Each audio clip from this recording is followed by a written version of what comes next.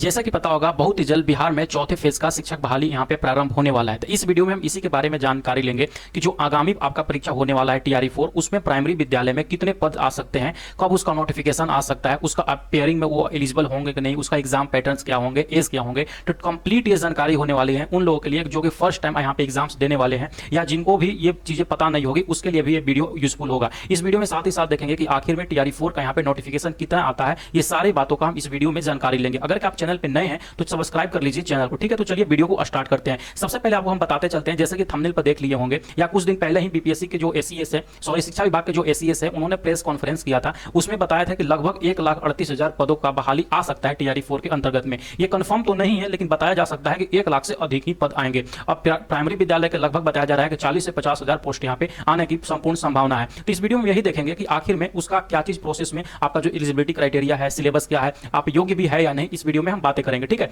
और जहां तक बात रही नोटिफिकेशन का, इसका हम वीडियो के लास्ट में बात करेंगे कि कब तक आपका नोटिफिकेशन आ सकता है और कब तक यहाँ पे आपका एग्जाम्स हो सकते हैं। तो चलिए अपने स्लाइड के ऊपर चलते हैं और देखते हैं कि क्या कुछ यहाँ पे सामने निकल कर आ रहा है टीआरई 4 के बारे में। सबसे पहले मैं अपेयरिंग के बारे में ही बता दूं कि अगर कि आप अपेयरिंग में है तो आपको अगर कि पता होगा कि जो यहाँ पे टीआरई 3 में जो वैकेंसीज हुई थी उसमें अपेयरिंग को यहाँ पे अलाउड नहीं किया गया था। सो एज ऐसा एक्सपेक्ट किया जा रहा है कि आप अगर के टीआरई 4 का भी तैयारी कर रहे हैं तो यहाँ पे जो अपेयरिंग कैंडिडेट हो गए, अपेयरिंग कैंडिडेट को यहाँ पे शामिल नहीं किया जाएगा, आप लोग याद रखिएगा। और सबसे बड़ी बात लोग बता रहे हैं कि इसमें डोमिसाइल लागू होगा कि नहीं लागू होगा, तो मैक्स चांस है कि इसमें डोमिसाइल लागू नहीं होगा। जैसे कि दोस्तों आपको पता होगा डोमिसाइल इसलिए हटाया गया था, जब स्टार्टिंग में थे तो बिहार जो राजनीतिक हलचल का कुछ अलग ही तरीका का था। जो वर्तमान सरकार में वहां पे है, इनका कभी एजेंडा रहा ही नहीं है कि डोमिसाइल ये लागू करेंगे। तो मोस्ट एक्सपेक्टेड चांस है कि ये डोमिसाइल लागू नहीं होगा। फिर भी इसका कोई कंफर्म अभी नहीं बता सकता है क्योंकि अगले साल अभी इलेक्शन है, कुछ भी हो सकता है यहाँ पे, लेकिन ज्यादा चांस है मेरे अनुसार कि आपका डोमिसाइल लागू नहीं होगा। जैसे कि यहाँ पे देख सकते हैं, अब भारत के किसी भी राज्य का नागरिक हो, आप इस पोस्ट के लिए एलिजिबल है। आई होप कि आप इतना बातें समझ गए। अगला स्लाइड में जैसे ही आते हैं कि आखिर में इसके लिए एलिजिबिलिटी क्राइटेरिया क्या होती है, कौन से आपके पास योग्यता होनी चाहिए कि आप यहाँ पे आप इसका फॉर्म भर सकते हैं। सबसे पहले हम बात करना चाहें, अगर के आपके पास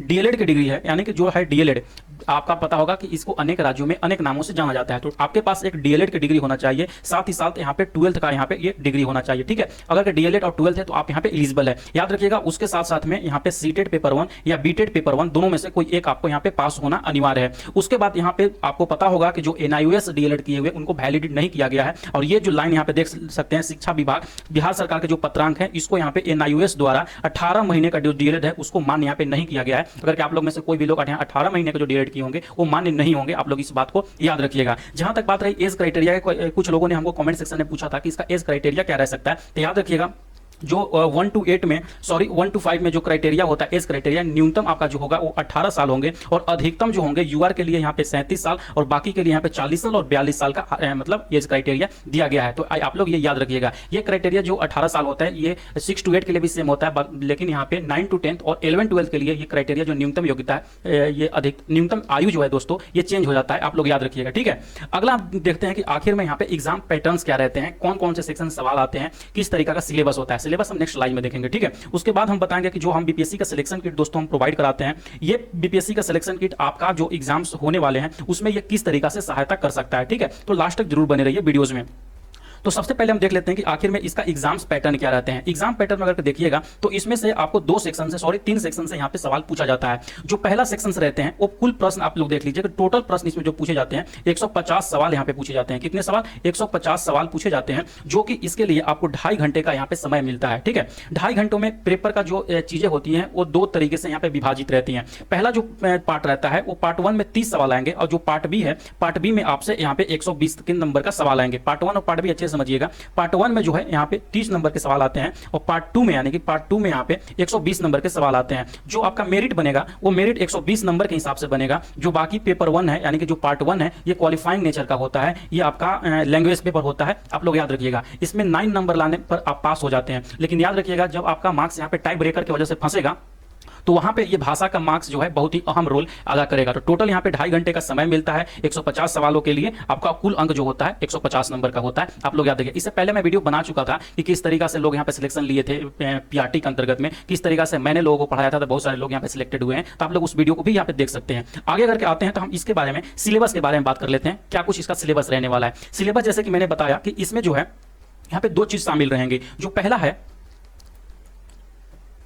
अब इसके बाद देखते हैं कि आखिर में जो आपका प्राइमरी टीचर्स का एग्जाम्स होता है जो बीपीएससी लेता है, इसका एग्जाम पैटर्न क्या रहते हैं और इसका सिलेबस क्या रहता है। जैसे कि मैंने आपको बताया, इसमें 2 सेक्शन से सवाल आते हैं। एक जो रहता है वो आपका लैंग्वेज पेपर रहता है जिसमें 30 सवाल पूछे जाते हैं। जो दूसरा पेपर होता है जिसको पार्ट 2 बोलते हैं, वो मेन पेपर होता है। उसमें 120 मार्क्स के आपके सवाल पूछे जाते हैं। जो आपका मेरिट बनता है वो 120 नंबर पर बनता है, जिसमें आपका कोई निगेटिव मार्किंग नहीं रहता है। आई होप की बात है इतना समझ गए। अगर कि आप लोग 30% यहाँ पे मार्क्स लेकर नहीं आते हैं, जो कि लगभग 9 नंबर आप लोग का होता है, जैसे कि यहाँ पे देख सकते हैं पार्ट 1 में, तो आप ऐसा ही फेल हो जाइएगा, आपका वहां पे कॉपी चेक नहीं होगा, आप लोग याद रखिएगा। और जो पार्ट बी होते हैं जिसमें कि आपसे यहाँ पे 120 नंबर से सवाल पूछे जाते हैं, इसमें अगर देखिएगा कौन कौन सेक्शन से सवाल पूछा जाता है, उसमें है गणित, मानसिक क्षमता यानी कि आपका जो रीजनिंग हो गया, जीके जीएस हो गए, सामान्य विज्ञान, सामाजिक विज्ञान, भारतीय राष्ट्रीय आंदोलन, भूगोल और पर्यावरण यानी कि ईवीएस से सवाल यहाँ पे पूछे जाते हैं। ठीक है, उसके बाद देखिएगा ये कौन से बुक पे आधारित होते हैं, एनसीईआरटी पे होते हैं या एससीईआरटी पे होते हैं। तो क्लियर ये नोटिफिकेशन में टीआरई जो 2 का नोटिफिकेशन है, सॉरी टीआरई 3 का जो नोटिफिकेशन आया था, उसमें ये चीज बोला गया था कि जो ये पाठ्यक्रम होंगे एनसीईआरटी और एससीईआरटी से संबंधित होंगे और इसका जो लेवल्स होगा, जिस चीज के लिए आप एग्जाम्स दे रहे हैं उससे हायर लेवल का होगा। यानी कि ऑब्वियस सी बात है, अगर कि आप प्राइमरी लेवल का एग्जाम्स देख रहे हैं तो उसमें 6 to 8 लेवल तक का यहाँ पे सवाल पूछा जाएगा। जैसे कि यहाँ पे देख सकते हैं कि समान अध्ययन पत्र के पाठ्यक्रम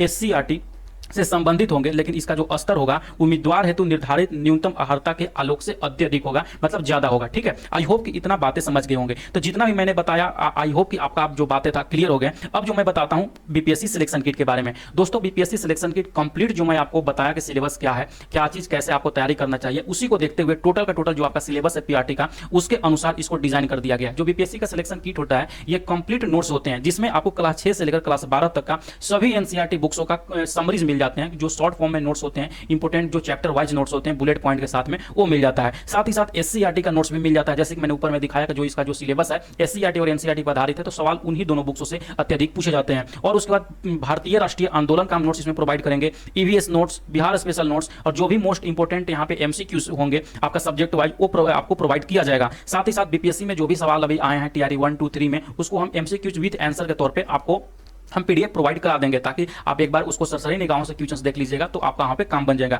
और यहाँ पे जो बीपीएससी का अपने रेगुलर एग्जामों में जो सवाल पूछता है, बीपीएससी का प्रीवियस ईयर क्वेश्चन, कई बार होता है कि सवाल उसी से बहुत बार रिपीटेड हो जाते हैं, तो वो सवाल भी देखना बहुत जरूरी होता है, तो आपको उसको भी करना होगा। इसलिए इस किट के अंतर्गत में मैं ये भी प्रोवाइड करा देता हूँ। साथ ही साथ एग्जाम से पहले टॉप 500 करंट अफेयर में आपको प्रोवाइड कराऊंगा। इतना कर लेने के बाद मेरे को प्योर गारंटी है, 100% गारंटी है, थोड़ा भी नहीं, क्योंकि जो भी मैं सिलेबस आपका दिया गया है उसी के अनुसार मैं आपको ये नोट्स प्रोवाइड करा रहा हूँ। अगर इतना चीज जो मैं दे रहा हूँ, अगर बहुत बेहतरीन तरीका से अगर आप कवर कर लेते हैं, एक चीज को रिपीटेड टाइम में अगर आप रिवीजन कर लेते हैं, तो आपका सिलेक्शन यहाँ पे पक्का है। ठीक है, तो जिनको भी चाहिए होगा एससीईआरटी, एनसीईआरटी जो भी नोट्स वगैरह है, तो दिए गए लिंक डिस्क्रिप्शन में एक लिंक दिया गया है, वहां से आप लोग मोबाइल एप्लीकेशन डाउनलोड कर लीजिए, या तो गूगल प्ले स्टोर से डायरेक्ट लिख के सर्च मारिएगा एसएस क्लासेस, तो ऐसा लोगो वाला एप्लीकेशन आएगा, तो उसको आप डाउनलोड कर सकते हैं। ठीक है, तो जिनको भी चाहिए होगा ये आप 599 में परचेज कर सकते हैं। ये कंप्लीट नोट्स आपको पीडीएफ के तौर पे एप्लीकेशन में मिल जाएंगे और वहां से आप टीआरई 4 तक इसको बेहतरीन तरीके से एक्सेस कर सकते हैं। आई होप कि आप बातें समझ गए होंगे। अभी से लग जाइए, टीआरई 4 का वैकेंसी 100% है कि आएगा और उसमें आपको सिलेक्शन लेना ही लेना होगा। ठीक है, तो चलिए मिलते हैं नेक्स्ट वीडियो के साथ में। इसी के साथ इस वीडियो को खत्म करते हैं। कोई भी क्यूरी हो तो कमेंट सेक्शन में आप अपना जरूर बताइए। Bye bye.